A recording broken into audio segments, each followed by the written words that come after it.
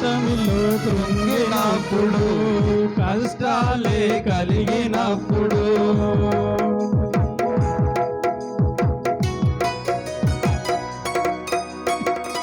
ఓటమిలో కృంగినప్పుడు, కష్టాలే కలిగినప్పుడు, రాత్రి అంత ప్రయాసపడినా నాకేమీ దొరకనప్పుడు, రాత్రి అంత ప్రయాసపడినా నాకేమీ దొరకనప్పుడు, కన్నీటి ప్రార్థనలు ఆలకించి ఉన్నావు, నా కన్నీటి ప్రార్థనలు ఆలకించి ఉన్నావు, కనికరించి ఉన్నావు, కనుల నీరు తుడిచావు, కనికరించి ఉన్నావు, కనుల నీరు తుడిచావు, నన్ను నీ కృపలో దాచినావు యేసయ్యా,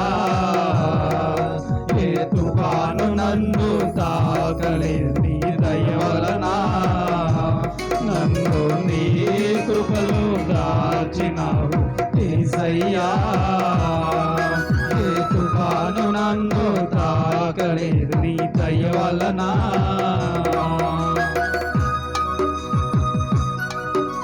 బ్రతుకు బరువుగా ఉన్నప్పుడు, నా రోగం కుదరనప్పుడు, కన్న తండ్రి నీ సన్నిధిలో విన్నవించుకున్నప్పుడు స్వస్థపరిచావు, క్షేమమిచ్చావని తెలుసుకుంటూ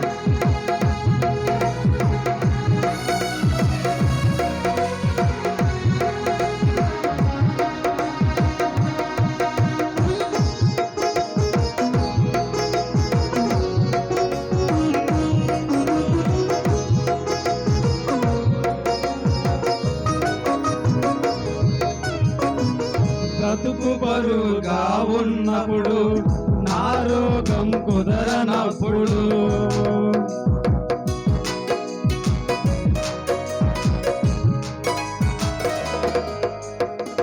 బ్రతుకు బరువుగా ఉన్నప్పుడు, నా రోగం కుదరనప్పుడు, కన్న తండ్రి నీ సన్నిధిలో విన్నవించుకున్నప్పుడు, కన్న తండ్రి నీ సన్నిధిలో విన్నవించుకున్నప్పుడు, రోగశయ్యపై నుండి నన్ను స్వస్థపరిచి ఉన్నావు, రోగశయ్యపై నుండి నన్ను స్వస్థపరిచి ఉన్నావు, జీవమిచ్చి ఉన్నావు, క్షేమమిచ్చి ఉన్నావు, జీవమిచ్చి ఉన్నావు, క్షేమమిచ్చి ఉన్నావు, కన్నీటి ప్రార్థనలు ఆలకించి ఉన్నావు, నా కన్నీటి ప్రార్థనలు ఆలకించి ఉన్నావు, కనికరించి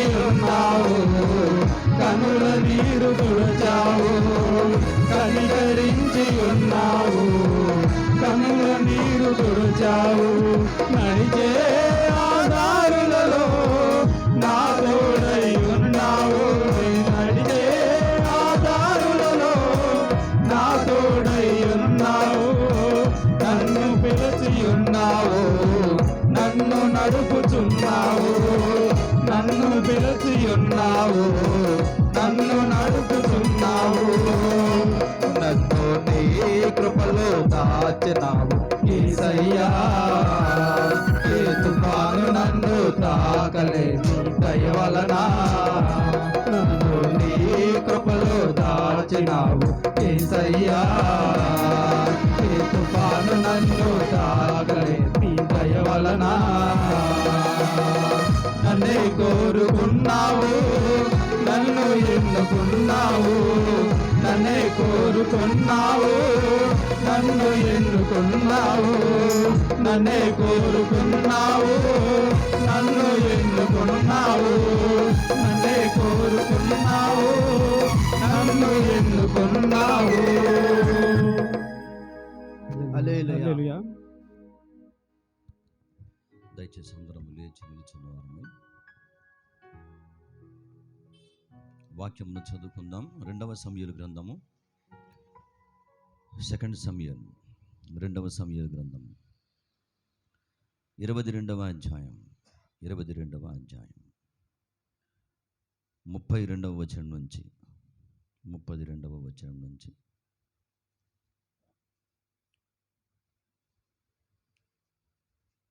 37వ వచనం వరకు చదువుకుందాం. 2వ సమూయేలు గ్రంథము 22వ అధ్యాయము 32వ వచనం నుంచి 32nd to 37th 32 నుంచి 37వ వచనం వరకు అందరము కలిసి వాక్యం చదువుకుందాం.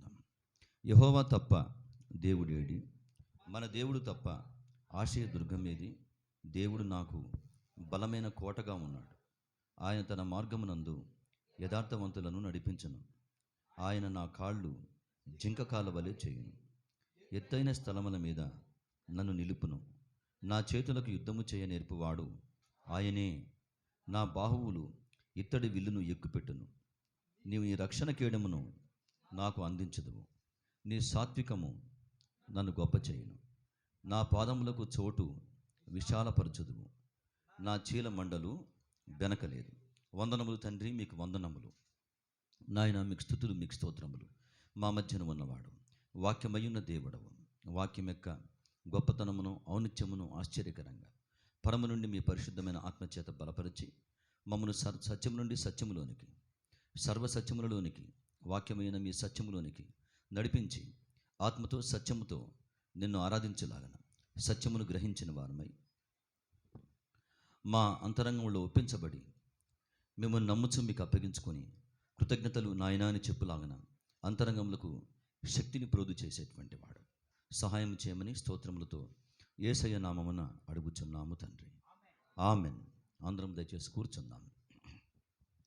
ఈ ఉదయకాలం చేరి వచ్చిన దేవుని సంగమ అందరికీ యేసయ్య పరిశుద్ధమైన నామమున వందనములు నేను తెలియజేయచ్చు ఉన్నాను. దేవుని కృపను బట్టి దేవుని బిడ్డలారా మనమందరం కూడా ఆయన పరిశుద్ధమైన పాదముల చెంత మనం కూర్చున్నాం. ఈరోజు ఉదయకాలంలో చాలామంది విశ్వాసులు వాళ్ళ చర్చెస్లో వాళ్ళు కూర్చోలేకపోయారు. ఇవన్నీ మనం గ్రహించాలి, గమనించాలి. పెద్ద పెద్ద చర్చిలే, పెద్ద పెద్ద సంఘములే వందల మంది వెళ్తారు. But they could not SIT in there church. వాళ్ళ చర్చిలో వారు కూర్చోలేకపోయారు ప్రతి ఆదివారం లాగా. ఎందుకోసమంటే వాటర్ ఉన్నాయి కాబట్టి వారు కూర్చోలేక వర్షిప్ స్టాప్ చేసిన వాళ్ళు కొంతమంది. అవకాశం ఉంటే అక్కడ ఆరు బయట పెట్టుకునేటువంటి అవకాశం ఉన్నవారు, వర్షం పడుతుంది కాబట్టి వేరే ప్లేస్ వాళ్ళకి లేదు కాబట్టి చాలా చర్చెస్ వర్షిప్స్ మూసేశారు. నేను ఒక పాస్టర్ గారితో మాట్లాడుతుంటే, నేను హైదరాబాద్ పోతున్నా అన్న, నన్ను వాళ్ళు బంధువులు రమ్మంటున్నారు, ఫోర్స్ చేస్తున్నారు, ఎందుకంటే సండే మాది మొత్తం మునిగిపోయింది. చర్చి మొత్తం మునిగి బాగా కాదు, ఇప్పుడు బాగా కాదు, ఇక ఏ యాంపు ఏం మౌత్ ఇది పనిచేయదు, మొత్తము డ్యామేజ్ అయిపోయింటాయి కదా, ఇవ్వండి సండే వర్షిప్ లేదు, ఇక జరిగించలేము. కాబట్టి నేను 1 వీక్ రెస్ట్ తీసుకొని వస్తాను మరలా ఈ చోటు. కానీ నిరాశపడుతూ బాధపడుతూ చెప్పడం దేని బిడ్డలారా. కాబట్టి అందుకే మనమైతే ఆయన పాదముల చెంత మనం కూర్చున్నటువంటి వెసులుబాటు, అవకాశం మనం పొందుకున్నాం. ఇవన్నీ దేవుడు చేసిన కృపలు.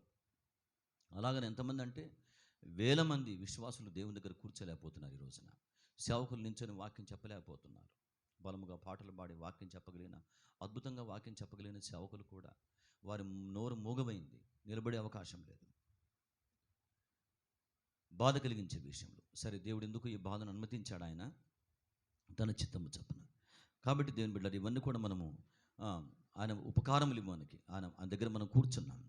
దావీదు గారు కూడా ఒక మాట మాట్లాడుతున్నవాడు. చూడండి వాక్యమును, 22వ అధ్యాయం 1వ వచనం. యెహోవా తను సౌలు చేతుల నుండి, తన శత్రువులందరి చేతుల నుండి తప్పించిన దినమున దావీదు ఈ గీత వాక్యములను చెప్పి యెహోవాను స్తోత్రించాను. దేవునికి బాగా స్తోత్రములు చెప్పాడు. ఎందుకోసమని? తను సౌలు చేతుల నుండి, సౌలు బలమైన వాడు.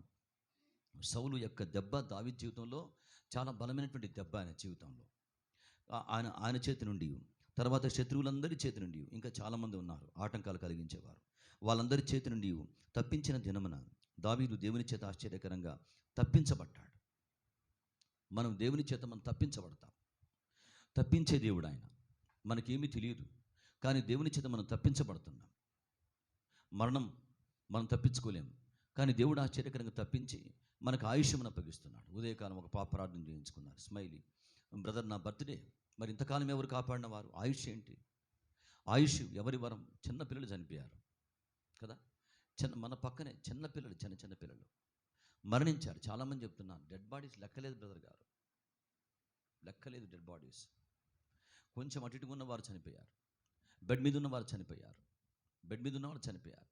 బాగా వ్యాధులతో బాధపడుతున్న వారు స్పాట్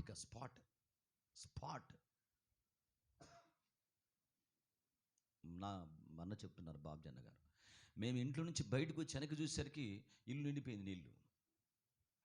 ఇంట్లో నుంచి బయటకు వచ్చేసేసి మా ఇల్లు చూసుకున్నాం రోడ్డు మీదకి వచ్చి. లోపల ఉన్నారు వాళ్ళు, ఉదయకాలం వచ్చారు. అన్న ఇంట్లో నుంచి బయటకు వచ్చి వాటర్ వస్తున్నాయని టకటక మేము ఏదో తీసుకున్నాము, బాక్సెస్ లంచ్ బాక్స్ తీసుకున్నాం, డ్యూటీకి వెళ్ళాలి కదా, వాటి కోసం బాక్స్, ఇంకేం తీసుకునే అవకాశం లేదు. వాటర్ తన్నుకొని దూసుకొని వస్తున్నాయి, వాటర్ స్పీడ్ రాకెట్ లాగా వస్తున్నాయి. ఇక వెంటనే టకటక మేము బయటకు వచ్చి లాక్ చేసి బయటకు వచ్చి రోడ్డు మీదకి వచ్చాము. రోడ్డు మీద పోయేసరికి ఇల్లు ఆ లెవెల్ వరకు నిండిపోయింది, ఆ ప్లేస్ వరకు నిండిపోయింది. మరి అక్కడ అది ఎంట్రన్స్ అయిన కాలనీ, వైఎస్ఆర్ కాలనీలో ఇంకా అది శవాల కుప్పలు అంటావన్నీ కూడా. ఇక్కడే ఇట్లా ఉంటే అక్కడ లెవెల్ స్టార్టింగ్, అది ఎంటర్ అవుతుంది అక్కడ. ఇంకా అది చాలా ఎత్తు, 2 ఫ్లోర్లు మినిపోయిన అంటున్నారు ఆ చోట. మనుషులు అకస్మాత్తుగా చనిపోయి ఉంటారు. ఎంతమంది చనిపోయారు లెక్కలు బయటికి రానివ్వడంలా. అందుకే మనం తప్పించుకోలేం, దేవుడే తప్పించాలి. అందుకే ఇక్కడ దావీదేమన్నాడు, నన్ను తప్పించే దినమున, ఈయన పరాక్రమశాలి, బలమైన వాడే, బాగా డబ్బున్నవాడే, మంది మార్బలం ఉన్నవాడే, కత్తులు కటారులు ఉన్నవాడే, యుద్ధశూరుడు, పరాక్రమశాలి. ఆయన యుద్ధంలోకి వెళ్తే సింహములు కూడా భయపడతాయి, ఇలాంటి వాడే. కానీ ఏమని మాట్లాడుతున్నవాడు, నేను తప్పించుకోలేను, సౌలుని ఎప్పుడు తప్పించుకోలేను. సౌలుని ఎప్పుడు దావీదు తప్పించుకోలేడు. చచ్చిపోతే సౌలు చేతనే చనిపోవాలి దావీదు. అలాంటి గడియ. ఇంకా శత్రువులు చాలామంది ఉన్నారు, ఎవరైనా అటాక్ చేస్తారు. కానీ దావీదేమంటున్నవాడు, యెహోవా తను తప్పించిన దినమున, దీని బిడ్డారు కాబట్టి ఆయన చేత మనం ఆశ్చర్యకరంగా తప్పించబడుతున్నాం. ఆలోచన ఇచ్చి తప్పించేటువంటి వాడు, అదే మాట్లాడుతున్నాడు దావీదు చోట. చూడండి వాక్యమును మనం చదువుకున్నటువంటి వచన భాగం 32వ వచనం. యెహోవా తప్ప దేవుడేడి, మన దేవుడు తప్ప ఆశయ దుర్గమేది. దేవుడు నాకు బలమైన కోటగా ఉన్నాడు. అంటే ఆటంకాల మధ్య, అడ్డంకుల మధ్య దేవుడు ఎలా ఉన్నాడో చెప్తున్నాడు. తప్పించబడిన తర్వాత తన సాక్ష్యమును పంచుకుంటున్నాడు. ఈ శత్రువులందరి చేతి నుంచి దావీదు తప్పించబడి ప్రాణము కాపాడబడిన తర్వాత, ఆయనకు నెమ్మది కలిగిన తర్వాత, అప్పుడు ఆయన జీవితం గతంలో ఎట్లా ఉందో అవన్నీ రాసుకుంటూ వచ్చాడు. అందుకే పైన ఏమంటాడు 30 వచనంలో, నీ సహాయము చేత నేను సైన్యములను జయింతును. దానిపైన ఏమన్నాడు 29వ వచనం, యెహోవా నీవు నాకు దీపమై ఉన్నావు. యెహోవా నీవు నాకు దీపమై ఉన్నావు. దేవుడు మనకేమై ఉన్నాడు? దీపమై ఉన్నాడు. ఆ దీపం ఆరిపోదు. దేవుడు ఏమై ఉన్నాడమ్మా? దీపమై ఉన్నాడు. ఆయన ఆరిపోడు. ఆయన ఎట్లా ఆరిపోతాడు? ఆయన ఆరిపోడు కాబట్టి మనం ఆరిపోవడం లేదు. మనం ఆరిపోవాలి, మన దీపములు ఆరిపోవాలి, యేసన్న గారు అందుకే పాట రాసింది. ఆయనకు హిందువుల కుటుంబంకి ఎవరో పిలిచారు, ఓపెనింగ్ కోసం పిలిస్తే మీరు హిందువులు ఆచారం చేస్తే నేను రానన్నాడు. ఈయన మీద ప్రేమ చేత సేవకుడు కాబట్టి ప్రార్థన చేస్తాడని వాళ్ళు గుంటూరులో ఏం చేశారంటే, సరే మీరు చెప్పినట్టు చేస్తామండి, వచ్చి ప్రార్థన చేయమన్నారండి. సరే అని చెప్పేసి వెళ్ళిపోయిన తర్వాత చక్కగా వాళ్ళు ప్రార్థన పాట పాడాడు. ఆయన ప్రార్థన కొంచెం వాక్యం చెప్పి ప్రార్థన చేసి రిబ్బన్ కట్ చేసి లోపలికి పోయారు. పోయిన తర్వాత ఏమన్నారంటే, మా కోసం ఒక దీపాన్ని వెలిగించమన్నారు వీళ్ళు. మా కోసం సార్ ఒక దీపాన్ని మీరు వెలిగించండి అన్నారు. సరే అని చెప్పేసి వాళ్ళ కోసం ఏం చేశారంటే ఒక దీపాన్ని వెలిగించి వాళ్ళ వరండాలో కూర్చున్నారు. వాళ్ళు కాఫీ ఏదో సంథింగ్ ఇస్తే అవి తాగుతూ మాట్లాడుకుంటూ కూర్చున్నారు. ఈ లోపల భయంకరంగా గాలి వచ్చింది, బయట నుంచి గాలి వచ్చింది. వెలిగించిన దీపం మారిపోయింది. అది చూశాడంట ఆయన చోట, చూశాడు దీపం మారిపోయింది. దాన్ని కొంచెం గోడ పక్కన పెట్టి వెలిగించారు. ఇక అది పట్టుకుంది. ఆయన వెళ్ళిపోయి కారులో కూర్చున్నాడు. అక్కడి నుంచి ఆయన మందిరం వెళ్ళేసరికి పాట రాశాడు. ఆయనకు వరం కాబట్టి, నా దీపము యేసయ్యా నీ వెలిగించినావు. నీవు ఈ దీపాన్ని వెలిగించావు కాబట్టి సుడిగాల్లో వచ్చినా జడివాళ్ళు వచ్చినా ఈ దీపం మారిపోనా. నేను వెలిగించుకుంటే కనుక అట్లా అయిపోద్ది. మేము వెలిగించే దీపాలు ఆరిపోయినవి. ఆయన దీపము, ఆయన ఆరిపోడు, మనల్ని ఆరిపోనేవాడు. ఆయన మండుచూ ఉంటాడు. ఆయన ఎవరు? మండుచూ ప్రకాశించే దీపం వంటి వాడు ఆయన. అందుకే బాప్టిజం ఇచ్చే యోహాను కూడా ఎలా ఉన్నాడు? మండుచూ ప్రకాశించే దీపంగా. దావీదు గారు మాట్లాడుతున్నాడు, యెహోవా నీవు నాకు దీపమై ఉన్నావు. దేని బిడ్డారా, ఆ దీపం ఆరిపోదు, మనకు వెలిగిస్తుంది. మన చీకటి గాఢాంధకారపు లోయలు మన జీవితంలో ఉంటాయి. ఉదయకాలం సాక్ష్యం పంచుకున్నారు. అక్క చెప్తున్నారు, అన్న పెళ్ళైన దగ్గర నుంచి కష్టపడి కొనుక్కున్న సామాన్ అంతా చాలా దుఃఖం, బాధ కలుగుతుంది. కష్టపడి కొనుక్కున్న వస్తువులు అన్నీ పనికిరాదు, ఏది పనికిరాదు. ఇప్పుడు ఇంట్లో చూద్దామని ఇంటికి వెళ్ళాం. ఇంటికి పోతే ఇక్కడ నడుము లోతు నీళ్ళు ఉన్నాయి. ఇంకా లోపల డోర్ తీస్తే మొత్తం అన్నీ కూడా మొత్తం కుప్ప.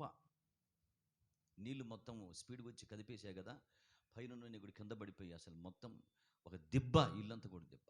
వేదన కలిగింది, వేదన, బాధ. ప్రభువా, ఇంత కష్టపడి కొనుక్కునే అవకాశం ఇచ్చావు, మరి ఎట్లా మేము మళ్ళీ పైకి రావాలి? ఎప్పుడు కొనుక్కోవాలి? ఇవన్నీ కూడా సంవత్సరాల కష్టం కదా. గాఢాంధకారపు లోయలు ఉంటాయి జీవితంలో, గాఢాంధకారపు లోయలు ఉంటాయి. కానీ వాక్యం ఏం చెప్పిన వాడు దావీదు గారు చూడండి, 23వ కీర్తన చూస్తారు వాక్యమును. 23rd Psalms మీరు గమనించండి. 23వ కీర్తన 23వ కీర్తనలో దావీదు గారు పలికిన మాట, దేవుడు కాపరిగా ఆయన అభివర్ణించుకుంటూ చెప్పుకుంటూ ఆయన పలికిన మాట ఏంటి చూడండి, చాలా విలువ కలిగిన వచన భాగం ఇది. 4వ వచనం, నిన్న ఉదయకాలం నుంచి ఈ మాట నా నోట్లో తిరుగుతూ ఉంది. ఇలాంటి మాటలు దేవుని బిడ్డారా మనతో మాట్లాడుతున్నవాడు దేవుడు. 4వ వచనం ఏంటి? గాఢాంధకారపు లోయలో నేను సంచరించినను ఏ అపాయమునకును భయపడను. గాఢాంధకారపు లోయ అంటే అసలే అంధకారం, ఇంకా గాఢాంధకారం, అసలే అంధకారం, ఇంకా భయంకరమైన అంధకారం. అలాంటి లోయలు మన జీవితంలో ఉంటాయి. కానీ విషయం ఏంటి? అపాయమే, అపాయమే. కానీ ఏం చేస్తాడు దేవుడు? నీవు నాకు తోడయుందువు, నీవు నాకు తోడయుందువు, తోడయుందువు, నీ దుడ్డు కర్రయు నీ దండమును నన్ను ఆదరించను. గాఢాంధకారపు లోయలే కానీ ఆయన అక్కడ మనకు తోడై ఉన్నాడు, అక్కడ దీపమై ఉన్నాడు. గాఢాంధకారమే, ఆయన తోడుగా ఉండి ఎలా ఉన్నాడు? దీపముగా. దీపం అంటే ఏంటి? దీపం అంటే వెలుగు. దీపం వల్ల ఏంటమ్మా? దీపాలు కదా, దీపములు. నేను దీపం దగ్గర చదువుకున్నాను. నేను చిన్నప్పుడు 5th క్లాస్ వరకు అనుకుంటా, 6th వరకు. ఇలాంటి ట్యూబ్లైట్ అసలు లేదు, 60-40 వాట్ బల్బ్స్ ఉంటాయి కదా, అలాంటివి. అయితే అది మా ఇంట్లో ఒకటే ఉండేటువంటిది. మాది పూరి గుడిసె, చర్చి పక్కన. నాన్నగారు గవర్నమెంట్ ఎంప్లాయీ, కానీ అక్కడ వాళ్ళు ఇక్కడ ఉందామని క్వార్టర్ ఇచ్చిన ఇక్కడే ఉన్నారు. అందరు చర్చి అందరు ఇక్కడే ఉంటారని చెప్పేసి వాళ్ళు అక్కడ ఉన్నారు. అయితే అది గడ్డితో చేస్తారు కదా, పెద్ద గుడిసె అనమాట, చాలా పెద్ద హౌస్. అట్లాగా దాంట్లో ఏం చేసేటువంటి వాళ్ళం మేము? దీపములు, కిరోసిన్ దీపములు, దాని దగ్గర కూర్చొని చదువుకునేటువంటి వారం. అందరం ఇంటి బయట కూర్చొని, పక్కింటి వారందరూ కూడా. అవి ఏం చేస్తుంది? వెలిగిస్తుంది, చదువుకోలాగానే వెలిగిస్తుంది మనకి. ఇప్పుడు దేవుడు ఏమన్నాడు? ఆయన మనకు దీపమే అన్నాడు.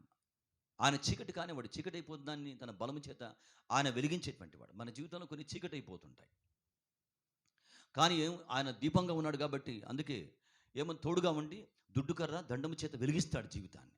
ఎలా వెలిగిస్తాడంటే అక్కడ చెప్పాడు, నీ దుడ్డు కర్ర చేత, నీ దండము చేత, నీ దుడ్డు కర్ర దండము చేత. దేవుడు ఏం చేస్తాడు? కొన్ని ఆటంకాలు పారదోలుతాడు రాకుండా.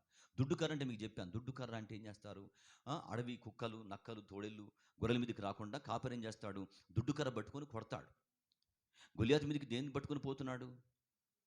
దుడ్డు కర్ర పట్టుకొని పోతున్నాడు దావీదు పోతుంటే దేవుడు ఏమన్నాడు? ఆలోచన ఇచ్చాడానికి. ఆ విషయం మనకు చెప్పాలా దావీదు గారు. మధ్యలో ఆలోచన వచ్చింది, ఆయన దగ్గరికి పోయాడు. ఎక్కడ కొడతాడు? వాడేమో హైట్ ఉన్నాడు, అరవేర భయంకరంగా ఉన్నాడు, 14 అడుగులు ఎత్తు ఉంటాడంట గొలియాతు. దావీదేమో చిన్నవాడు, ఇంతవాడు, బాలుడు. కాబట్టి వాడిని ఎక్కడ కొడతాడు? బాడీ మొత్తం రాయి కవచం ఉంది, హోల్ బాడీ కాపర్ షీల్డ్, మొత్తం కవచమే. ఎక్కడ అతని బాడీ కనపడ్డంలా, ఈ చోట ఒక్క చోట. అది దావీదుకి ఆ విషయం తెలియదు, ఈ చోట రంధ్రం ఉన్న విషయం. కానీ అందుకే ఆగిపోయాడు ఆ చోట. వాడిని అంటున్నాడు కానీ ఆగిపోతున్నాడు. దావీదు వాడితో మాట్లాడుతున్నాడు, నా దేవుడు యెహోవాని నాకు అప్పగిస్తాడని విశ్వాసాన్ని బట్టి మాట్లాడుతున్నాడు. కానీ ఎట్లనో అర్థం కానంలా. మనకు కూడా ఇట్లానే ఉంటాయి. అప్పుడు దేవుడు మెరుపు లాంటి ఆలోచన మనకి ఇస్తాడు. దావీదుని ఏం చేశాడు? దేవుడు థాట్ ఇచ్చాడు. దావీదు అర్థమైంది, దుడ్డు కర్ర కాదు, వడిసెలు అనేటువంటి మైండ్లో ఒక ఆలోచన పడింది. ఇవి దేవుని కార్యములు. దావీదుకు వచ్చిన ఆలోచన కాదు అది. దేవుని బిడ్డలారా గమనించండి. దుడ్డు కర్ర పట్టుకొని బలంగా పోయాడు. దావీదు అటాక్ చేస్తాడు, దానికి ప్రాక్టీస్ అది. కాబట్టి దాంతోనే వీడిని చంపేస్తానే ముందుకెళ్ళిపోయినవాడు కాన్ఫిడెన్స్ తోటి. కానీ అక్కడ పోయిన తర్వాత మాట్లాడుతున్నాడు, యుద్ధం యెహోవాదే. నువ్వు ఎవరిని తిరస్కరించావు? మా దేవుడిని యెహోవాని తిరస్కరించావు. మా దేవుడు తెలుసా? మాతో ఉంటాడు ఆయన, యెహోవా మాతో ఉంటాడు. నీకు ఆ విషయం తెలియలా, నువ్వు ఆయన మీదకి యుద్ధానికి వచ్చావు అని వాడితో మాట్లాడుతున్నాడు. కానీ వాడి దగ్గర పోయి కొట్టలేకపోతున్నాడు. ఎందుకోసమని? కారణం ఏంటి? మొత్తం రాయి కవచమే. ఎక్కడ అతన్ని అటాక్ చేయాలి? అప్పుడు దేవుడు ఆశ్చర్యకరంగా వెనక్కి తీసుకొచ్చాడు. వడిసెలు కావాలి. వెంటనే పరిగెత్తుకుని వస్తే వాడేమనుకున్నాడు? ఓడిపోయిపోతున్నాడు అనుకున్నాడు. ఇట్లా ఉంటాం మనం చాలాసార్లు. మన ఆటంకాల దగ్గర కూడా ఓడిపోతున్న వారుగా, ఏమి చేయలేని వారుగా. విశ్వాసాన్ని అయితే మనం ముంచేస్తాం, కానీ ఏమి చేయలేని వారుగా మిగిలిపోతాం. సడన్లో మనం వెనక్కి వచ్చిన వారుగా మనం కనపడుతుంటాం. కానీ ఆశ్చర్యకరంగా దేవుడు దావీదు చేతిలో 5 రాళ్ళు పెట్టాడు, సంచిలో వేసుకున్నాడు. ఒక్క రాయి తీశాడు, దాన్ని పట్టుకున్నాడు. దేవుడిచ్చిన ఆలోచన. అందుకే గడంధకారమే. కానీ అక్కడ ఏం చేస్తాడు? దుడ్డు కర్ర చేత, దండము చేత ఏం చేస్తాడు? ఆయన ఆలోచన ఇచ్చేటువంటి వాడు. దావీదేమో దుడ్డు కర్ర అనుకున్నాడు, కానీ దేవుడు ఏమన్నాడు? డేవిడ్కి ఆలోచన ఇస్తున్నాడు. ఇదే ఆదరించడం అంటే. ఆదరించడం. ఉదయకాలం ఒక వచన భాగం చదువుకున్నాం మేము. చూడండి, ఆ వచన భాగం చూస్తారా? 2వ కొరింథీ పత్రిక, 2వ కొరింథీలకు రాసిన పత్రికలో అక్కడ 1వ అధ్యాయంలో ఆదరణ గురించి దేవుడు పలికిన మాట చాలా అద్భుతమైన వచన భాగం అది. మనం ధ్యానం చేసాం ఆ విషయాన్ని. ఒకసారి 4వ వచనం చూస్తారా? 1వ అధ్యాయం 4వ వచనం. 1వ అధ్యాయము 4వ వచనం చూడండి. దేవుడు మమ్మను ఏ ఆదరణతో ఆదరించి ఉన్నాడో ఆ ఆదరణతో ఎట్టి శ్రమలలో ఉన్నవారినైనా ఆదరించుటకు, ఆ ఆదరణతో ఎట్టి శ్రమలలో ఉన్నవారినైనా ఆదరించుటకు. ఇప్పుడు దేవుడు ఏమై ఉన్నాడు? ఎట్టి శ్రమ అయినా కానీ ఆదరించేటువంటి వాడు. ఎట్టి శ్రమలు, రకరకాల శ్రమలు ఉంటాయి, రకరకముల శ్రమలు, రకరకాల ఆటంకాలు, రకరకముల అడ్డంకులు, రకరకాల కష్టములు. నేను చెప్పాను, పాస్టర్ గారు ఏం చేశారు, తట్టుకోలేక భరించలేక ఆదివారం నుంచి వాళ్ళకి దప్పిక సోమవారం సాయంకాలం చేశారు, వర్షపు నీళ్లు తాగేశారు. ఇక వాళ్ళు అంటే చనిపోతాం దాహం చేత. ఇలాంటి బాధ వచ్చిందని వారు అనుకున్నారా? మరి ఎప్పుడు మినరల్ వాటర్ తాగుతారు. వాళ్ళు వాక్యం చెప్పాలి కాబట్టి, గొంతు బాగుండాలి కాబట్టి ఫ్రెష్ వాటర్ ఉంటాయి, హాట్ వాటర్ ఉంటాయి, అవైలబుల్గా ఉంటాయి. కానీ వర్షపు నీళ్ళు తాగాల్సి వచ్చింది, కింద పడ్డ వాటర్ తాగాల్సి వచ్చింది. అనుకోవాలా? ఎట్టి శ్రమలు ఉంటాయి, ఎలాంటి ఆటంకాలు ఉంటాయి. కట్టుబట్టల చేత బయటకు వస్తామని మనం అనుకుంటామా? ఎన్నో బట్టలు మనకుంటాయి, ఎన్నో క్లాత్స్ మనకుంటాయి ఇంట్లో. కానీ ఏమి లేని వారిగా మిగిలిపోతామని, ఎవరో ఇంట్లోకి వెళ్ళిపోయి ఉండవలసి వచ్చిందని. నేను ఇప్పుడు చాలామందితో మాట్లాడుతుంటే, అసలు మేము అనుకోలేదన్న ఇక్కడ ఉంటామని, వన్ డే ఉండి పోదామని వచ్చాం, కానీ మేము వెనక్కి పోలేకపోతే ఇంటి పోదామంటే మిల్లు మునిగిపోయింది. ప్రేమగా చూస్తారు కానీ పోలేము కదా, ఇటు పోవాలి, వెండి పోదామని వచ్చాం. కానీ ఇప్పుడు ఏంటి? ఉన్న బట్టలతో ఉండిపోయాం. దీన్ని వాష్ చేసి దీన్ని వేసుకోవాలి. ఊహించని కష్టములు ఇవన్నీ కూడా, ఇవన్నీ జీవితంలో ఎదురవుతుంటాయి. అందుకే దేవుడు అన్నిటికీ సరిపోయినవాడు. ఇక్కడ ఏమన్నాడు? ఎట్టి శ్రమలు వచ్చినా ఆయన ఆదరించేటువంటి వాడు. దేవునికి స్తోత్రం. దేని బిడ్డ, దేవునికి ఆ శక్తి ఉంది. దేవునికి ఆ శక్తి ఉంది. మనకు లేని శక్తి, ఏ మానవునికి లేని శక్తి దేవునికి ఉంది. ఆయన శక్తిని బట్టి మనం ఆదరించబడతాం. అలాంటి శక్తిమంతుడు ఆయన. కాబట్టి దావీదు గారు మాట్లాడుతున్నవాడు, యెహోవా నీవు నాకు దీపమై ఉన్నావు. దేని బిడ్డారా? దీపముగా ఉండి ఆశ్చర్యకరంగా మనకు ఆలోచనలు ఇచ్చి. రెండు ముందు చూడండి, ఒక వచ్చిన భాగం చూడండి. అదే 2వ సమూయేలు 22వ అధ్యాయంలో 33 ఏమంటాడు దావీదు గారు చూడండి. దేవుడు నాకు బలమైన కోటగా ఉన్నాడు, నా బాధల మధ్య, నా ఆటంకముల మధ్య దేవుడు నాకు బలమైన కోటగా ఉన్నాడు చెప్తున్నాడు. విశ్వాసులారా, మీకు కూడా ఆయన బలమైన కోటగా ఉన్నాడు. అందుకే వాక్యం అందుకొరకే ఆయన చెప్తున్నాడు, తన అనుభవాలు చెప్తున్నాడు. ఈ బాధలు విడిపించబడక ముందు గాఢాంధకారపు లోయలలో నేను సౌలు చేతి కింద, అనేకమైన శత్రువుల చేతి కింద ఉన్నప్పుడు నా దేవుడు ఎట్లా ఉన్నాడు? దేవుడు నాకు బలమైన కోటగా ఉన్నాడు. ఆయన తన మార్గం నందు యథార్థవంతులను నడిపించును. నేను నడిపించబడలేను అనుకున్నాను, కానీ ఆయన ఏం చేశాడు? నేను నడవలసిన మార్గంలో నన్ను ఆశ్చర్యకరంగా నడిపించాడు. మనం చాలాసార్లు మీరు గమనించండి, వెళ్ళవలసిన మార్గంలోకి మనం పోలేం, మన చేతగా తెలియక. కానీ దేవుని చేత ఆశ్చర్యకరంగా మనము వెళ్ళవలసిన మార్గంలోకి నడిపించబడతాం. ఒక సేవకుడు, నేను ఎప్పుడో చదివాను, ఆయన పేరు మర్చిపోయాను. ఆయనకేదో బాధ, రకరకాల ఆటంకాలు ఉంటాయి. మనం పైకి పోయే కొద్దీ రకరకాల సవాళ్ళు వస్తాయి, కానీ వాటిలో దేవుడు నమ్మదగిన వాడు ఉంటాడు. సరే, ఆయనకి ఏదో ఆటంకాలు వచ్చి గమనించండి, ఇక బాగా చికాకు వచ్చి విసికి వేశారు గమనించండి. ఆయన ఎక్కడన్నా పోయి చనిపోదామని చెప్పేసి అనుకోని గుర్రం బండి తీసుకున్నాడు. గుర్రం బండి ఉంటుంది, ఆయనకి జరిగిన విషయం ఇది. గుర్రం బండి ఎక్కేసేసి ఇక పోతున్నాడు ఆయన. ఇక దాన్ని తీసుకొని పోతున్నాడు. ఎటు పోతున్నాడంటే ఇక వెళ్ళిపోతున్నాడు. ఇంకెటన్నా పోని, నేను ఇంటికి రాకూడదు, ఎక్కడన్నా ఏమన్నా కానీ నేను చనిపోవాలా అని చెప్పేసి పోతున్నాడు. పోతుంటే గమనించండి, కుండపోత వర్షం పడింది. కుండపోత వర్షం, మామూలు వర్షం కాదు, కుండపోత వర్షం. జరిగిన విషయం, కుండపోత వర్షం పడింది. కుండపోత వర్షంలో ఏం చేశాడు ఆయన? ఇక ఏమర్థం కాక ఆయనకు బాగా మరల విసుకొచ్చి ఏం చేశాడు? ఆ యొక్క గుర్రపు ఆ తాళ్ళు వదిలేశాడు. ఇక విసుకొచ్చేసింది, ఇక పోయేటన్నా పోని చెప్పేసి వదిలేశాడు. ఇక ఆ గుర్రం పోతుంది. ఇక ఈయన కళ్ళు మూసుకున్నాడు, వర్షంలో ఏం కనపడ్డంలా. ఇది పోతుంది గమనించండి. చిన్నగా వర్షం తగ్గుతుంది. 2-3 గంటలు తిరిగి గమనించండి, వర్షం తగ్గేసరికి వచ్చి ఒక చోట ఆగింది. ఆయన కళ్ళు తెరిచి చూసేసరికి అదేంటి? ఆయన ఇల్లే అది. ఆయన ఇంటి దగ్గరికి వచ్చాడు. అంటే నడిపించబడ్డాడు ఆయన. అంటే మనకు తెలియదు ఆ విషయం, దేవుని చేత నడిపించబడతాం. అందుకు ఇక్కడ ఏమన్నాడు? ఆయన యథార్థవంతులను, ఆయన తన మార్గమునందు ఆయన మార్గమునందు. దేని బిడ్డారు గమనించారా? ఆయన మార్గమునందు. మన జీవితాలు మన మార్గాల్లో ఉంటాయి. ఏం చేస్తున్నాడు దేవుడు? ఆయన మార్గం మందు ఏముంటాయి? బైబిల్లో ఒక మాట ఉంది, ఆయన త్రోవలన్నీయు క్షేమకరములు. చెప్పండి, ఆయన త్రోవలన్నీయు క్షేమకరములు. దేవుడు ఏ మార్గం తీసుకుని పోయినా అది క్షేమకరమే.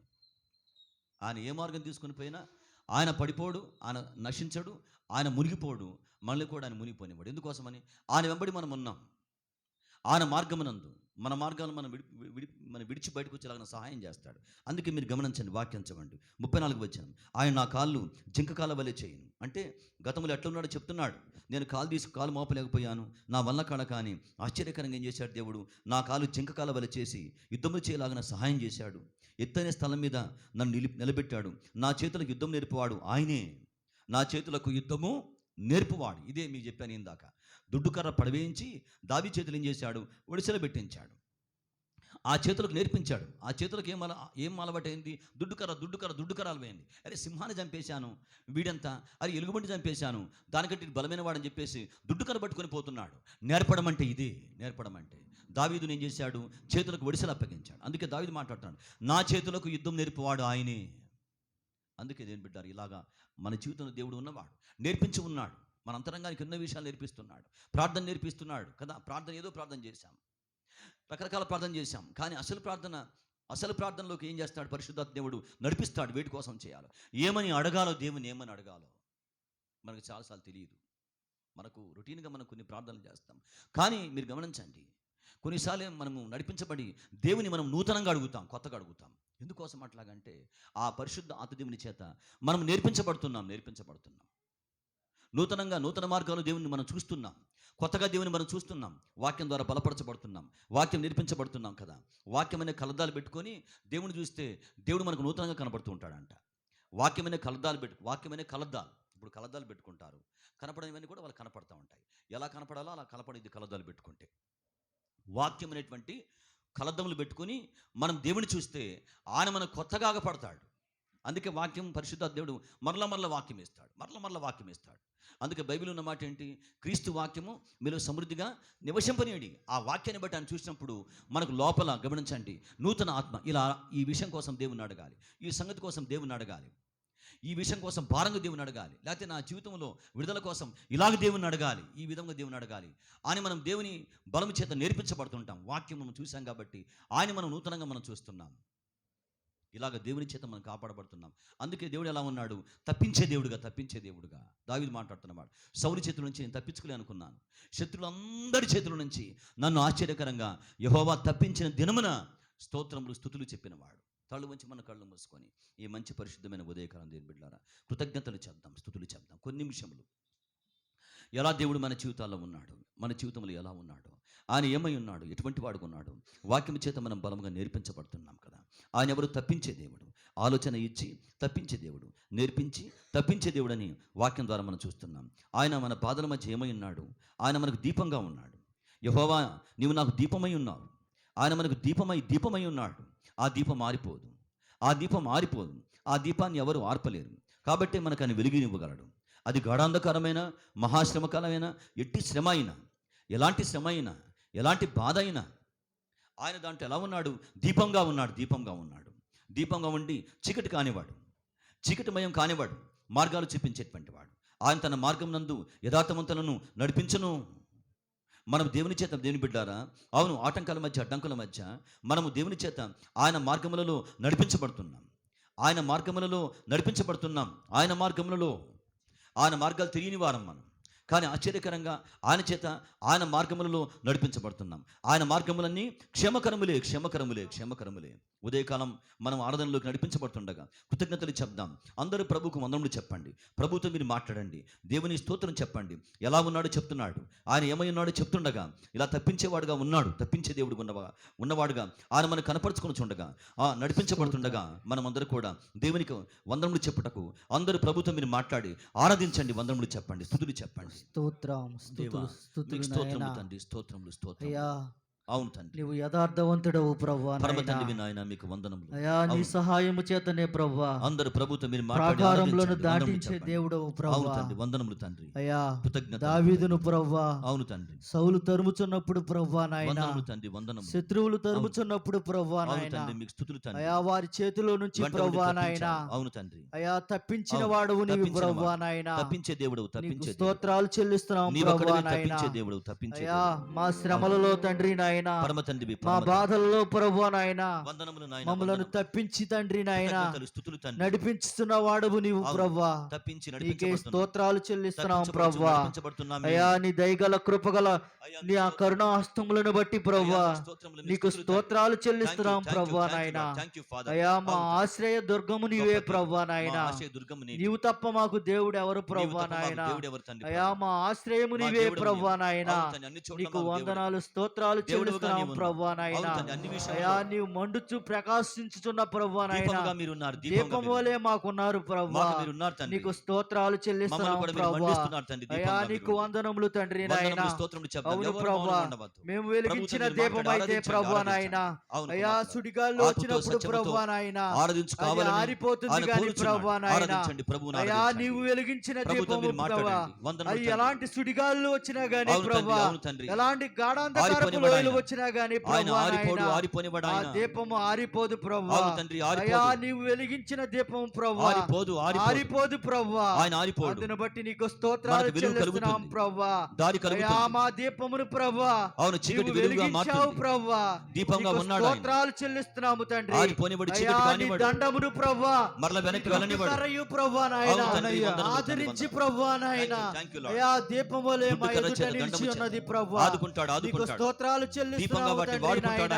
అయ్యా ఎట్టి శ్రమలలో ఉన్న వారినైనను ప్రభువా నాయన ఆదరించుటకు తండ్రి నాయన శక్తి గలవాడిగా ప్రభువా నాయన నీవు ఉన్నావు ప్రభువా, నీకు స్తోత్రాలు తండ్రి నాయన. ఎలాంటి శ్రమలోనైనా ప్రభువా నాయన, ఎలాంటి పరిస్థితుల్లో నుండి ప్రభువా నాయన ఆదరించేవాడిగా తవా తప్పించేవాడుగా తండ్రి నాయన, ఓదార్చేవాడుగా తండ్రి నాయన, ఆదరణ కలిగించేవాడుగా ప్రభువా నీవు ఉన్నావు ప్రభువా. అందును బట్టి నీకు స్తోత్రాలు చెల్లిస్తున్నాము తండ్రి.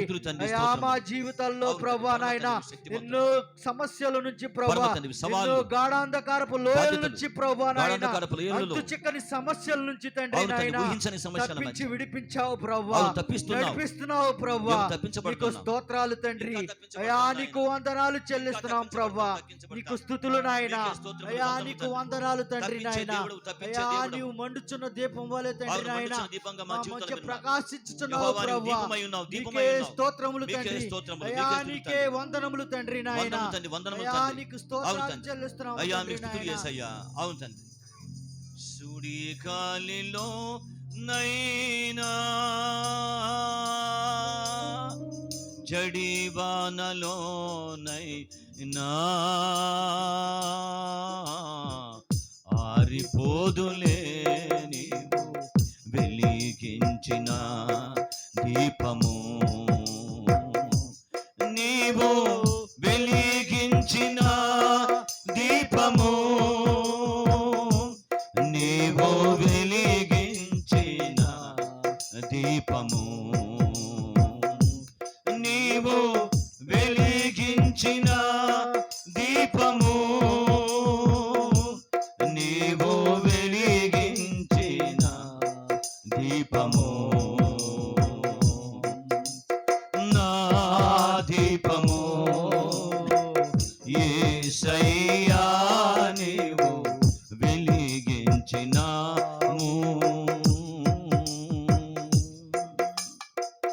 ఆగని హోరులో ఆరిన నేలపై నా ముందు వెలసితివే సైన్యములకు అధిపతివై,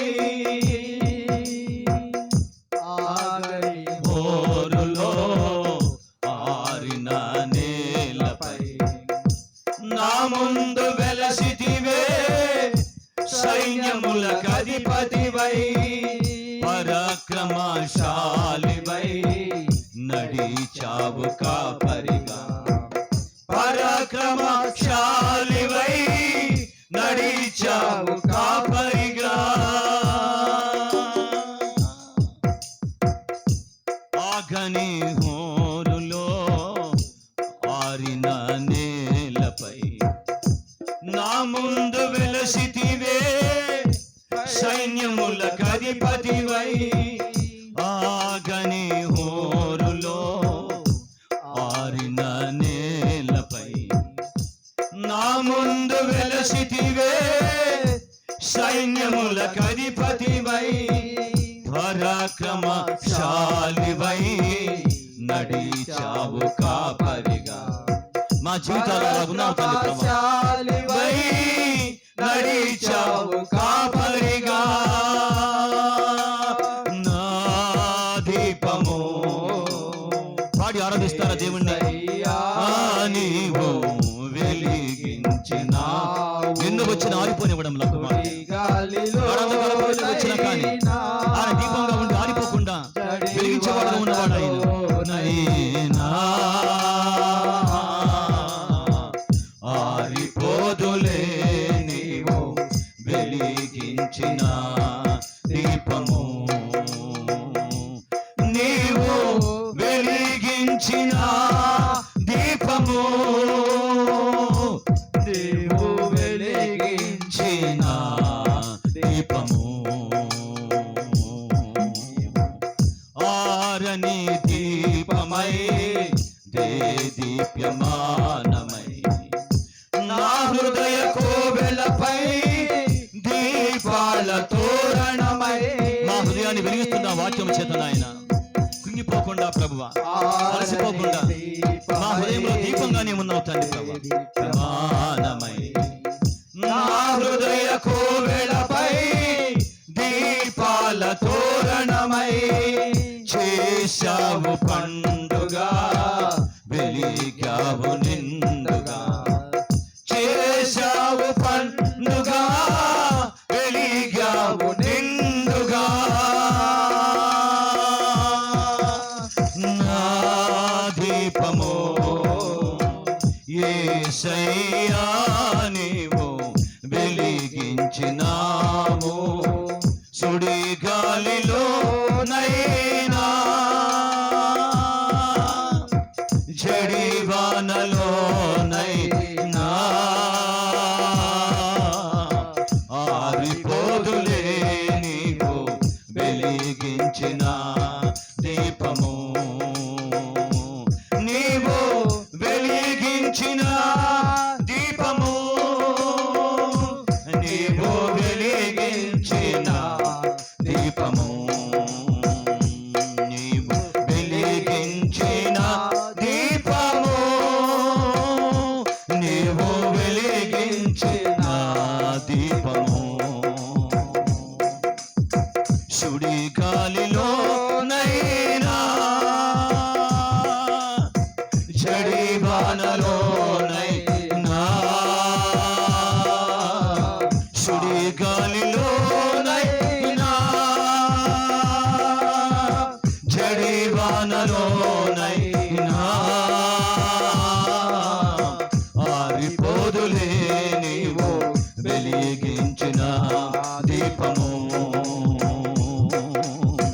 ఆరిపోదులే నీవు వెలిగించిన దీపము, నీవు వెలిగించిన దీపము, నీవు వెలిగించిన దీపము, నీవు వెలిగించిన దీపము, నీవు వెలిగించిన దీపము, నీవు వెలిగించిన దీపము.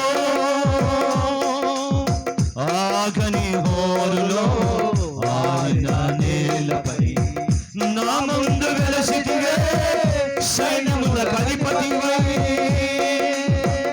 ఆగని హోరులో ఆయన నేలపై మా ముందు వెలిసేవాడు, నీ ముందు వెలిసేవాడు, ఆటంకాల మధ్య వెలిసేవాడు ఆయన. పరాక్రమశాలివై నడిచావు కాపరిగా, పరాక్రమశాలివై నడిచావు కాపరిగా, పరాక్రమశాలివై నడిచావు కాపరిగా, పరాక్రమశాలివై నడిచేవాడు ఆయన కాపరిగా, పరాక్రమశాలివై నడిచావు కాపరిగా. ఈ మంచి ఉదయకాలం కుమార్తెలారా కుమారులారా అని చెప్తున్నమాట. నీకు దీపమై ఉన్నాను, నేను దీపమై ఉన్నాను, ఆయన మనకు దీపమై ఉన్నాడు, దీపమై ఉన్నాడు, తప్పించుటకు దీపమై ఉన్నాడు. తప్పించడానికి దీపమైనాడు. అందుకు స్తుతులు దేవునికి దావీదు స్తోత్రములు చెప్తున్నమాట. స్తోత్రం. స్తోత్రములు చెప్తున్నమాట. స్తుతులు నాయనా. సౌలు చేతిలో నుంచి ఎప్పటికీ తప్పించుకోలేను అనుకున్నాడు.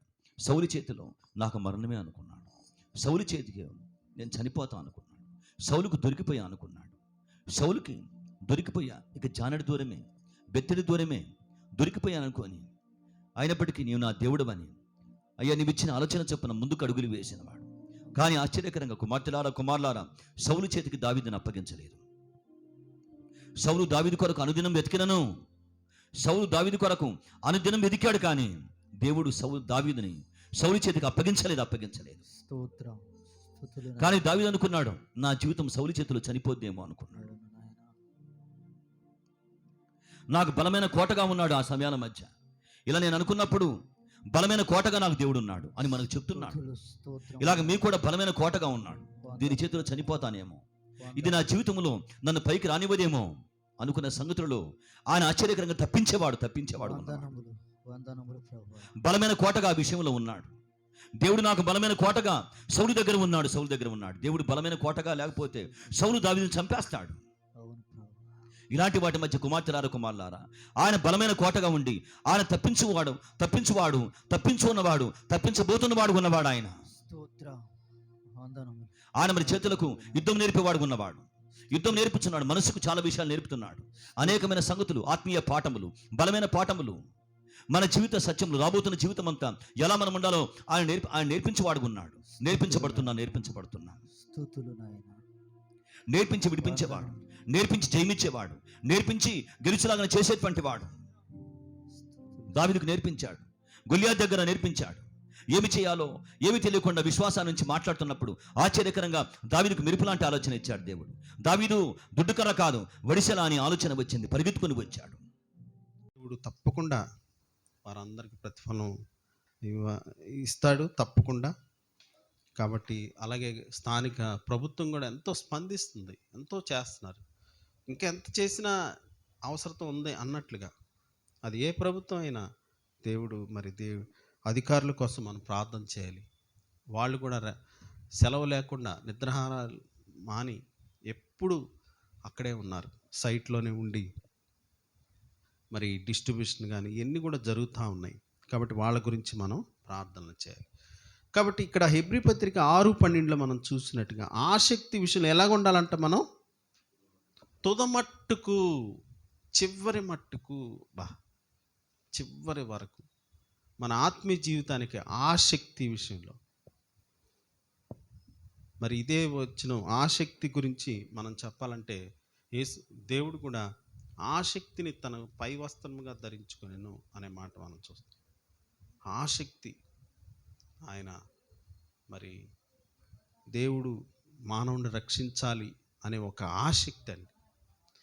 ఏ విధమైన నా స్వరూపంలో చేసుకున్న ఈ వ్యక్తిని నేనుండే చోటన నేను తెచ్చుకోవాలి, నేనుండే చోటన మీరుండాలి, నేనుండే చోట మీరుండాలని నా తండ్రి ఇంట అనేక నివాసం కలవ.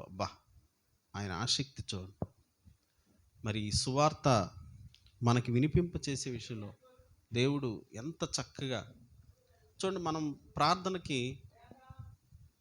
ఎంతమంది ఎవరెవరు ఎలా వస్తున్నారో ఒక సర్వే తీస్తే ఎంత సింపుల్గా మనం వస్తున్నామండి ఆరాధనకి. ఇటువరకు రోజుల్లో ఆరాధనకి వెళ్ళాలంటే చాలా దూరం, చాలా ప్రయాస ఉండేది. మనం జస్ట్ నడిచి వచ్చేస్తున్నాం. ఒకవేళ కొంతమంది ఆటోలో రావచ్చు.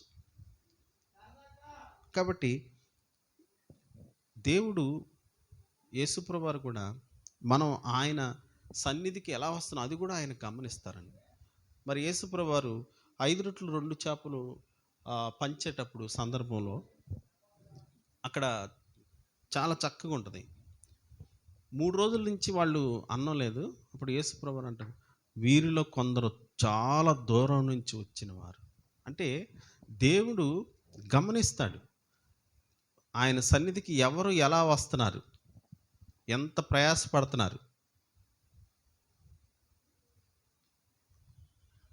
ఇప్పుడు నా దగ్గర బండి లేదు, నేను ఉదయాన్నే వచ్చేసి ఆటోలో వచ్చేసాను నేను. అంటే మరి టయానికి వెళ్ళాలి. అదనమాట. వర్షం పడుతుంది. కాబట్టి మనం దేవుని సన్నిధిలో ఎలా స్పందిస్తున్నామో అది కూడా ఇంపార్టెంట్.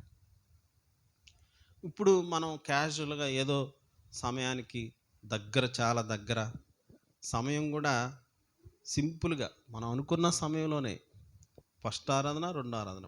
ఏంటండి ఈ స్పెషాలిటీ?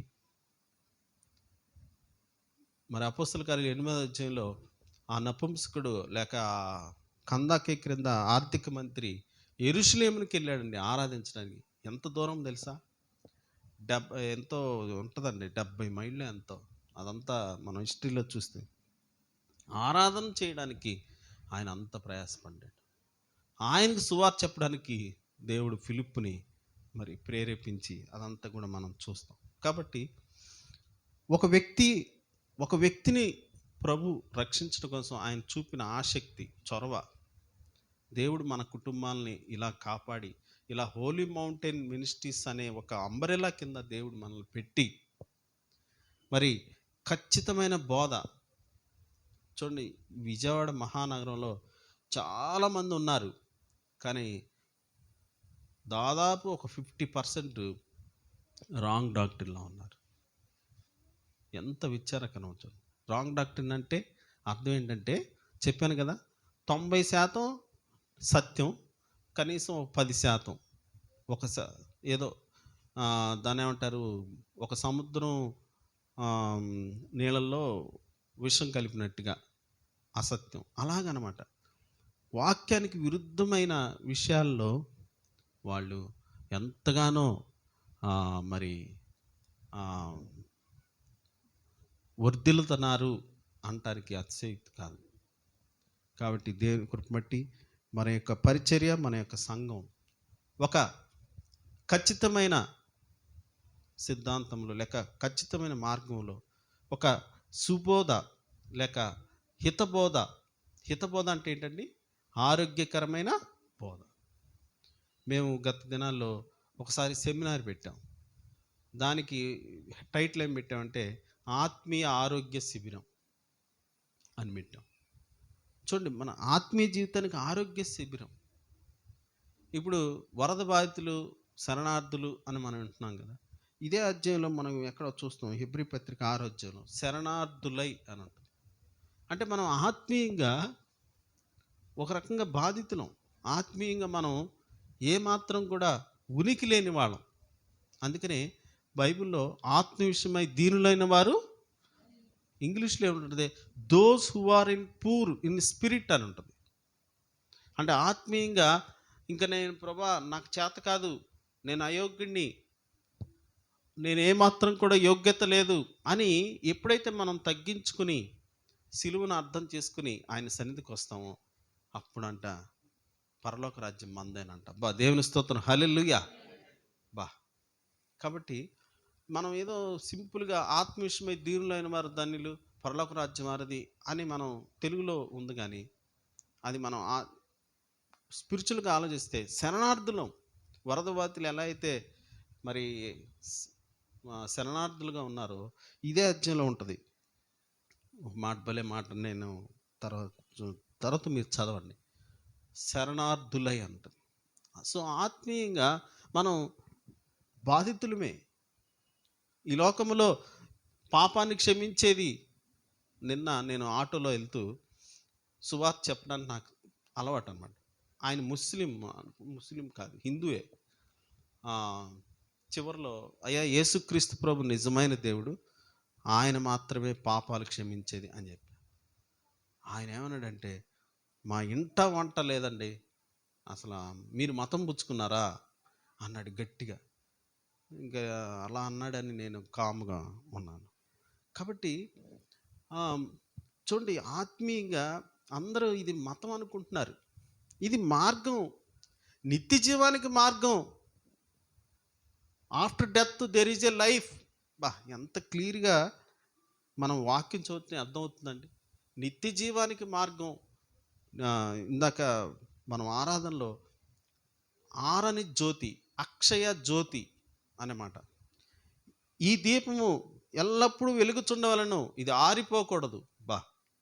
ఈ దీపం అంటే వాక్యం. దేవుడు వాక్యానికి ఎంత హై ప్లేస్ ఇచ్చాడండి. ఇంగ్లీష్లో ఉంటుంది, దేవుడు హై ప్లేస్ ఇచ్చాడండి ఆయన వాక్యానికి, కీర్తనలోనే ఉంటుంది. కాబట్టి ఈ దీపం ఆరిపోకూడదు, నిత్యము వెలుగుచుండవలను, నిత్యము మండుచుండవలను. మరి ఈ వాక్యం పరిగెత్తుంది ప్రపంచంలో. కొన్ని భాషల్లో ఇంకా బైబిల్ తర్జుమా జరగలేదు, మరి తర్జుమాలు జరుగుతున్నాయి. కొన్ని భాషల్లో ట్రాన్స్లేషన్స్ జరుగుతున్నాయి.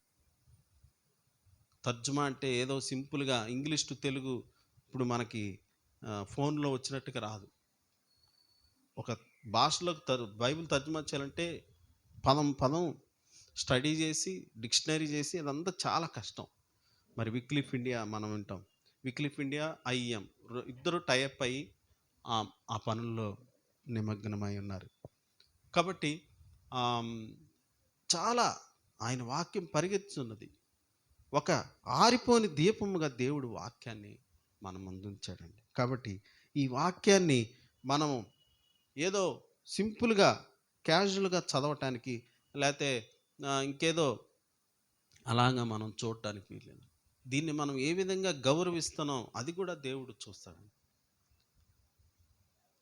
కాబట్టి ఈ సమయంలో నేను మరి చిన్న వాక్య భాగం చూసి నేను ముగిస్తాను.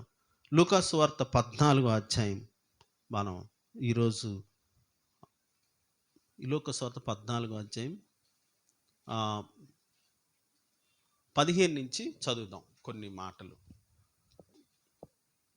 లూకా సువార్త 14వ అధ్యాయం 15 నుంచి.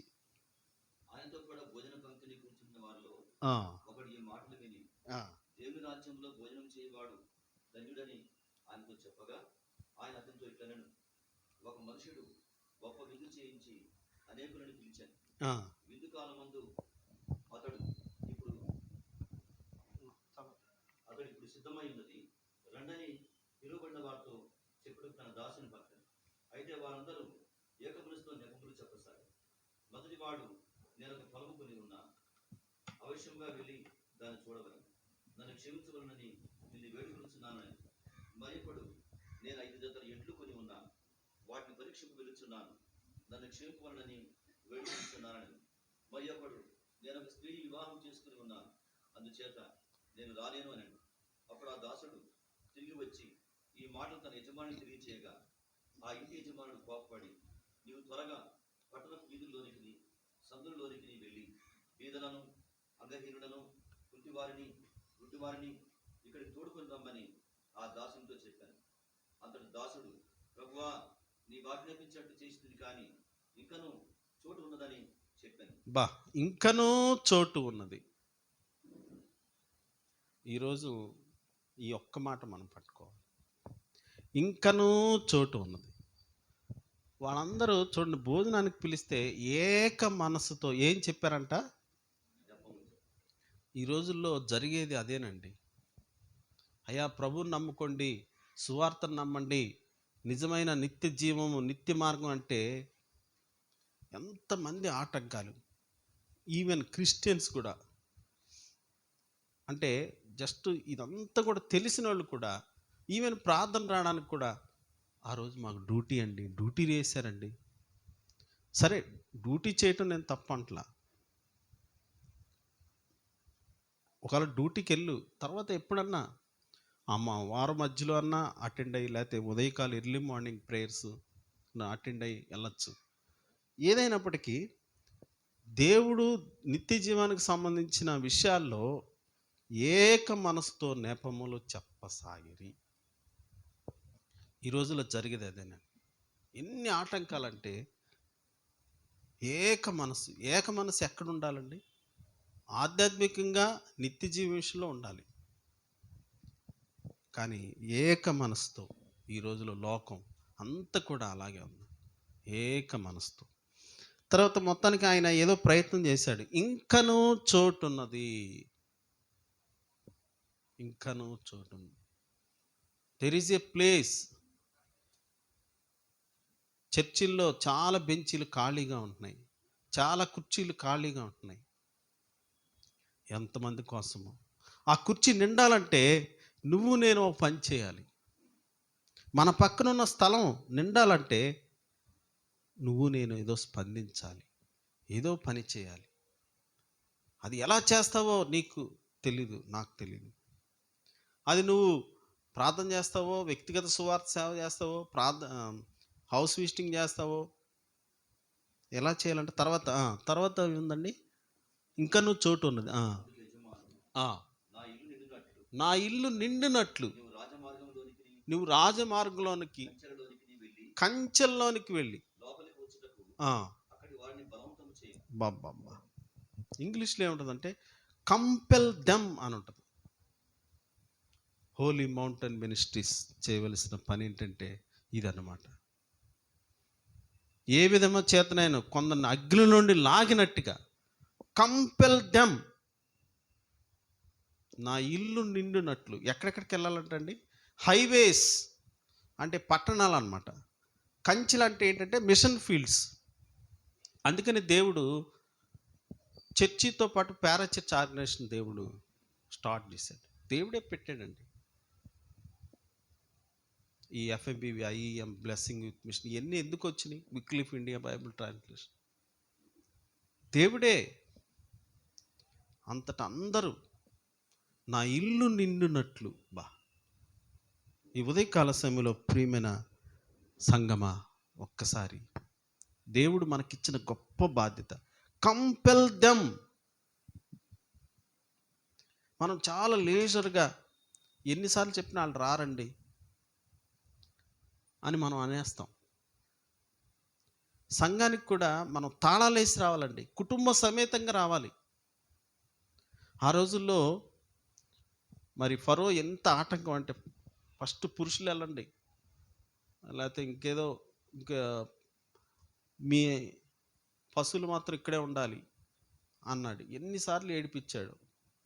ఆఖరికి చివరికి ఆరాధించిన మొత్తాన్ని వదిలినట్టుగా మనం చూస్తాం. కాబట్టి ఈ రోజుల్లో కూడా మనం దేవుని సన్నిధికి రావడానికి ఎన్ని ఆటంకాలు అండి. స్త్రీలు వస్తారు ఎక్కువగా, పురుషులు రారు. మనమేమో సాటిస్ఫై అయిపోతాం.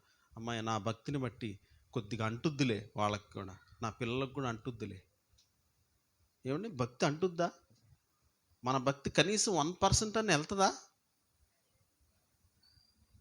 భక్తి లేక ఈ జీవితం అనేది వ్యక్తిగతం అండి. మన భక్తి అంటదు, సరఫరా అవ్వదు, ట్రాన్స్ఫర్ అవ్వదండి. చాలా చాలా చాలా చాలా జాగ్రత్త. నీ మట్టుకు నీవు భయభక్తులు. కాబట్టి ఇది వ్యక్తిగతం. పరిశుద్ధంగా అమ్మయ్య నేను పరిశుద్ధంగా ఉన్నాను అని ఆత్మీయ విషయాలు ఎప్పుడు కూడా తృప్తి చెందకూడదండి. చాలామంది మనం ఆత్మీయ విషయాలు ఆయన కన్నా నేను బాగానే ఉన్నాను, లేకపోతే ఆమె కన్నా నేను బాగానే ఉన్నాను అని సాటిస్ఫై అవుతాం. ఆత్మీయ విషయాలు ఎప్పుడు కూడా తృప్తి చెందకూడదు. ఎప్పుడు కూడా అసంతృప్తిగా ఉండాలి, శరణార్థులుగా ఉండాలి.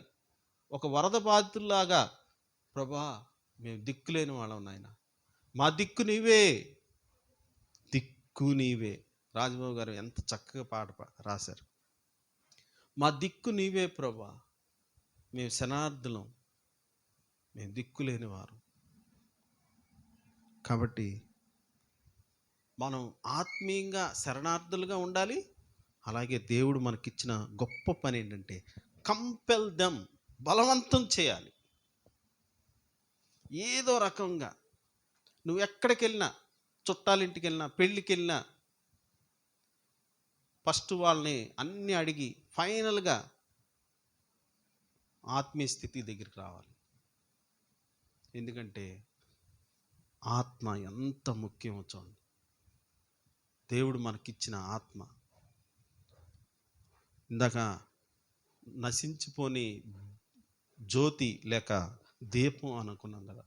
దేవుడు 2 శాశ్వతంగా ఇచ్చాడండి. ఒకటి వాక్యానికి దేవుడు ఎటర్నిటీ, నిత్యజీవం. రెండోది మన ఆత్మకి, దీనికి కూడా చావు లేదండి.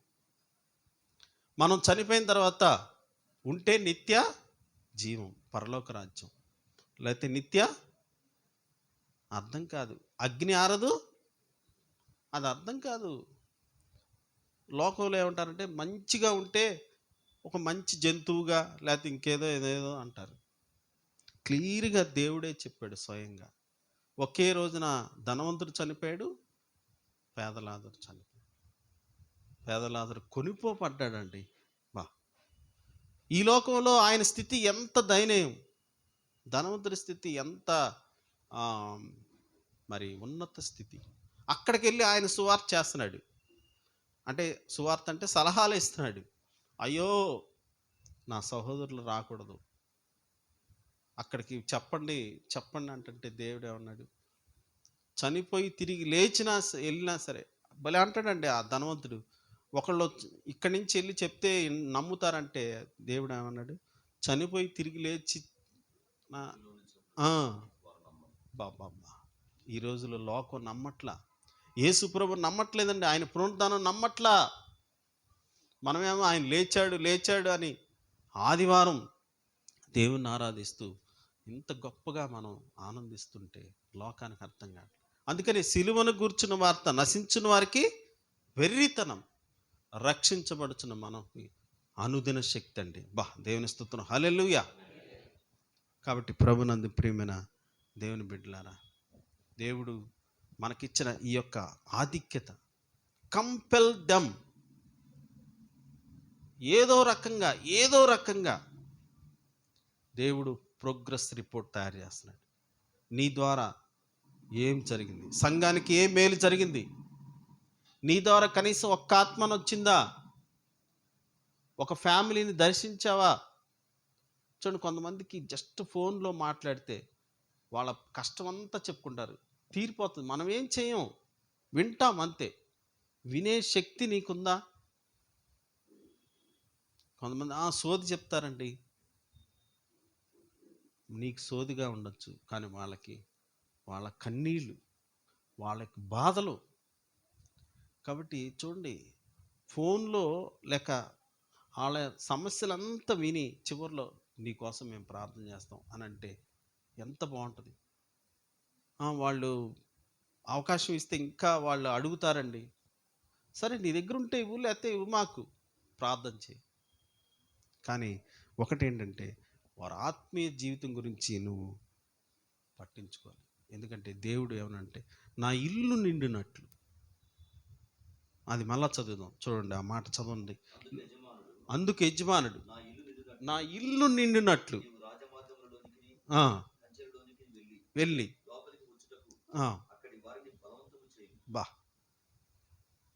కాబట్టి ప్రభునందు